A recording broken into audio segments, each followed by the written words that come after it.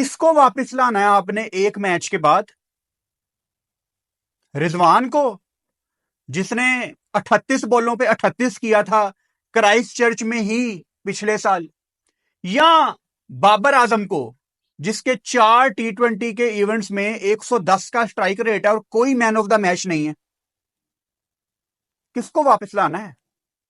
Performance का display दिखाया है तो फिर आप सब लोगों को बाबर आजम और रिजवान ही याद आ रहे होंगे। ये इतना कोई मुश्किल विकेट नहीं था जिसके ऊपर सबके हाथ पांव फूल गए।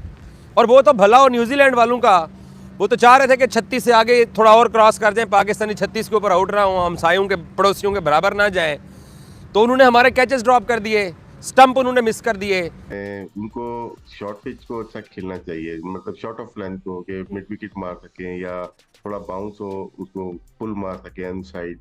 फिर कट बहुत जरूरी होता है। न्यूजीलैंड जैसी पिच पे ड्राइव आपकी अच्छी होनी चाहिए। तो सिर्फ एक दो शॉट, अगर आप लेफ्ट शॉट मारते हैं तो 2-3 शॉट्स आपके पास हैं, वो नहीं चलते। न्यूजीलैंड में आपको टेक्निक कुछ भी आपको बेहतर होनी चाहिए, वही रन कर सकता है। और इंग्लिश टाइप की पिचेस होती हैं, वो ऑस्ट्रेलिया या साउथ अफ्रीका नहीं होती। तो आप देखेंगे जिस तरह से आउट हुए और शॉर्ट ऑफ लेंथ पे, और मजे की बात ये देखें आप कि हमने 55 रन स्पिनर्स पे किए हैं, 2 स्पिनर्स पे बॉल किए, 33 रन हमने पेस पे किए हैं, 7 विकेटें गिरी हैं। उससे आप बखूबी अंदाजा लगा सकते हैं कि हमने कितना स्ट्रगल किया है। शुरू के मैचेस में होता है, हम लोग शेड्यूल भी ऐसा तैयार करते हैं कि 2-3 मैच देते ही नहीं है कभी भी। अब तो किसको वापस लाना है आपने एक मैच के बाद? रिजवान को, जिसने 38 बॉलों पे 38 किया था क्राइस्ट चर्च में ही पिछले साल, या बाबर आजम को, जिसके 4 T20 के इवेंट्स में 110 का स्ट्राइक रेट है और कोई मैन ऑफ द मैच नहीं है? किसको वापस लाना है? दुनिया भर में यंगस्टर्स को बैक किया जाता है। ऑस्ट्रेलिया का कोई यंगस्टर उठा के देख लो, अभी वो बॉर्डर गवास्कर ट्रॉफी में सैम कॉन्टेस्ट खेला था, यही क्रिकेट खेल रहा था। इंडिया का अभिषेक शर्मा देख लो, बॉल 1 से वो हिट लगाने की कोशिश करता है, कभी लगती है कभी नहीं। शुरू में आते साथ ही न्यूजीलैंड ने 5-10 मिनट के लिए स्ट्रगल की। टिम साइफर्ट पहली बॉल से हिट लगाने की कोशिश कर रहा था। तो जो लोग सोशल मीडिया पे ये लिख रहे थे कि मोहम्मद हारिस ब्रेनलेस क्रिकेट खेल रहा है, तो फिर न्यूजीलैंड ने भी ब्रेनलेस क्रिकेट खेली है। भाई, कंडीशंस एलियन कंडीशंस थी, नहीं पल्ले पड़ रहा था बॉल। और इसमें कसूरवार सबसे ज्यादा ना 2 लोग हैं इस time. Number 1, Pakistani cricket board. आप अपनी यंग टीम को, जो मैंने रूट बताया है, आप दुबई, ऑकलैंड, क्राइस्टचर्च, वो मैंने एक वीडियो में बताया था ना कि आपकी टीम अगर ऑकलैंड जा रही है तो पहला मैच ऑकलैंड में रखो ना। और ट्रैवलिंग लंबी हो गई, पाकिस्तान ने कोई बायलैटरल टॉक्स नहीं की, पाकिस्तान टीम चली गई क्राइस्टचर्च, वहां जाके कोई टूर मैच नहीं है। जो यंग बच्चे हैं, जितने भी पाकिस्तान के यंग बच्चे हैं, हारिस, हसन नवाज, जहादाद, बॉलिंग में जितने भी, अब्दुल समद, आप सारे बच्चे पाकिस्तान के, कान खोल के मेरी बात सुन लो। आप लोग नहीं सेटल हो सकते पाकिस्तान टीम में, क्योंकि जो आपकी कौम है ना, वो गंदी है, इनके अंदर सब्र नहीं है। ये डिजर्व करते हैं 35 बॉलों पे 35 वाले प्लेयर्स। आप लोग छोड़ो। लोगों में शामिल हूं जो इस बात की वकालत करते रहे कि यार कम से कम बुरा खेलेंगे ना, तो कम से कम हम ये तो कहने वाले होंगे कि यार हमने अपने नए प्लेयर्स को ट्राई किया है। बट हमने, लेकिन जिस माइंडसेट के साथ इन प्लेयर्स ने अपनी परफॉर्मेंस का डिस्प्ले दिखाया है, तो फिर आप सब लोगों को बाबर आजम और रिजवान ही याद आ रहे होंगे। ये इतना कोई मुश्किल विकेट नहीं था जिसके ऊपर सबके हाथ पांव फूल गए। और वो तो भला और न्यूजीलैंड वालों का, वो तो चाह रहे थे कि 36 से आगे थोड़ा और क्रॉस कर जाएं, पाकिस्तानी 36 के ऊपर आउट रहा हूँ, हमसायों के पड़ोसियों के बराबर ना जाएं, तो उन्होंने हमारे कैचेस ड्रॉप कर दिए, स्टंप उन्होंने मिस कर दिए, रन आउट उन्होंने मिस कर दिए। तो वो भी हमारे साथ ही शायद लगता है खेल रहे थे। वो चाह रहे थे कि ये थोड़ा सा बेहतर हो जाए, ये 36 या 56 के ऊपर आउट ना हो। और मेरे पास कोई अल्फाज नहीं है इस परफॉर्मेंस को डिफेंड करने के लिए, लेकिन अलबत्ता मैं ये कह सकता हूँ ज़रूर कि यार हमारी यंग टीम है, नौजवान प्लेयर्स हैं, और इन नौजवान प्लेयर्स को हमें सपोर्ट भी करना है, हमें इनका साथ भी देना है।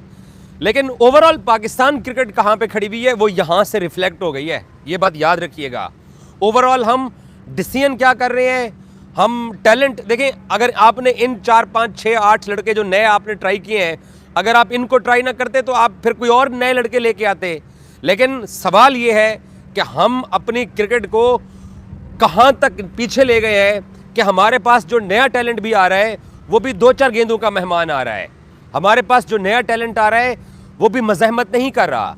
हमारे पास जो नया टैलेंट आ रहा है वो इंटरनेशनल मेयार की बॉलिंग के सामने बिल्कुल ठुस हो जाता है। अगला मैच हो सकता है हम अच्छा खेल जाए, अभी 4 T20 मैच पड़े हुए हैं, लेकिन उस्मान खान का क्या कसूर है? मैं आकिब जावेद साहब आज प्रेस कॉन्फ्रेंस में अल्लाह करे आए तो उस्मान खान का कोई कसूर बता सकता है कि उस्मान का कसूर है? वो है और हम उसको चांस नहीं दे रहे हैं। इन यंग एक आधा तो वो था जिसके पास एक्सपीरियंस था, लेकिन आप उसको मौका नहीं देंगे। पता नहीं आपकी उसके साथ क्या प्रॉब्लम है। और मैं इस बात के ऊपर हैरान हूं कि मोहम्मद हारिस को आप ओपनिंग करा रहे हो। पिछले 3 दिन से हमें जो इधर उधर से खबरें आ रही हैं या जो हमसे जो बातचीत हो रही थी वहां पे ये हमें लग रहा था कि जी हारिस 1 डाउन या 2 डाउन के ऊपर खेलेगा। तो हारिस को आप ओपनर करा रहे हो, ओपनिंग करा रहे हो। आपने उस्मान को बिठाया हुआ था, आपने उसको भी नहीं लिया, आपने उमैर बिन यूसुफ को भी नहीं लिया है। तो सर भाई बादशाहों की तरह क्रिकेट चल रही है हमारी। ये बात तय हो गई है आज की इस पैथेटिक बैटिंग से, इस पुअर बैटिंग से, इस गंदी बैटिंग से कि हमारे जो बेंच के ऊपर जो बैठे हुए हैं वो भी कोई लेजेंड नहीं बैठे हुए हैं। और हम जिस माइंड सेट के साथ जा रहे हैं, अब तो आकिब जावेद की कोचिंग के ऊपर सवालात उठना शुरू हो गए हैं।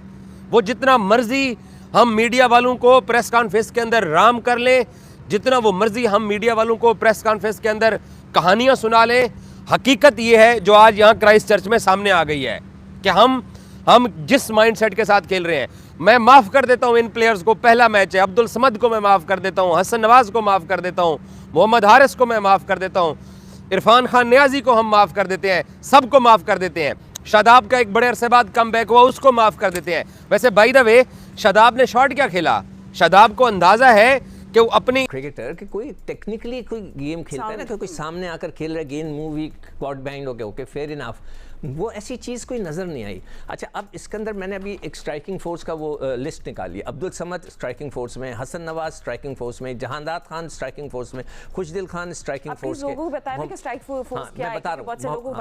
मोहम्मद इरफान जो है वो भी स्ट्राइकिंग फोर्स में। अभी उस्मान खान जो सीक्रेट वेपन है, वो जो अभी तक नहीं खेल रहा है 1 साल से, वो भी जो है स्ट्राइकिंग फोर्स। स्ट्राइकिंग फोर्स क्या है कि एक लड़कों का ग्रुप बना दिया गया है और वो हवाले कर दिया गया अब्दुल रज़ाक साहब के कि वो उनको बताएं कि छक्के कैसे मारते हैं। पावर हिटर्स या पावर हिटिंग कह लें या नहीं फिनिशिंग नहीं, पावर हिटिंग करें। हाँ, पावर हिटिंग कैसे? पावर हिटिंग हर वक्त नहीं की जाती ना।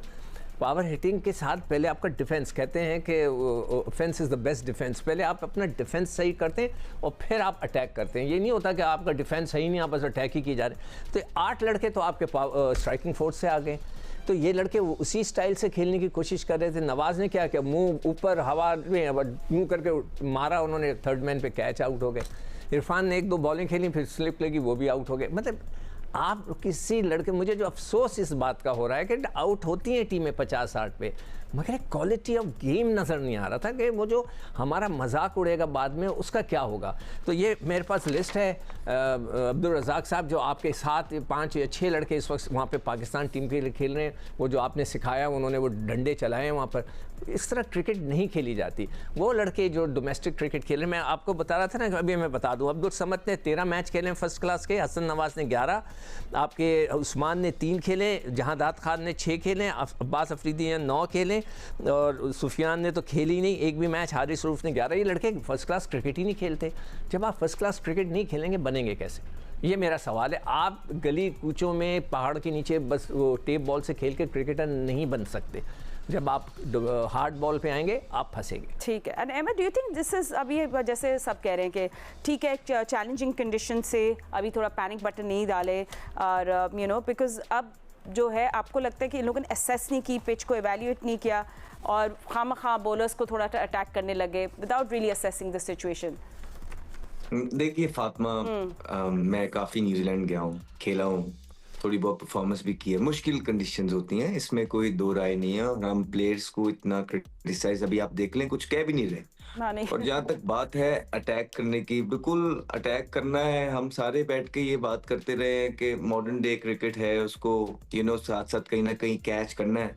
और जब आप अटैक करने जाते हैं तो कभी कभार आप बहुत बुरे तरीके से भी आउट होते हैं, लेकिन कहीं ना कहीं एक क्लैरिटी और प्लान नजर आता है आपको टीम के अंदर कि कोई भी चीज करने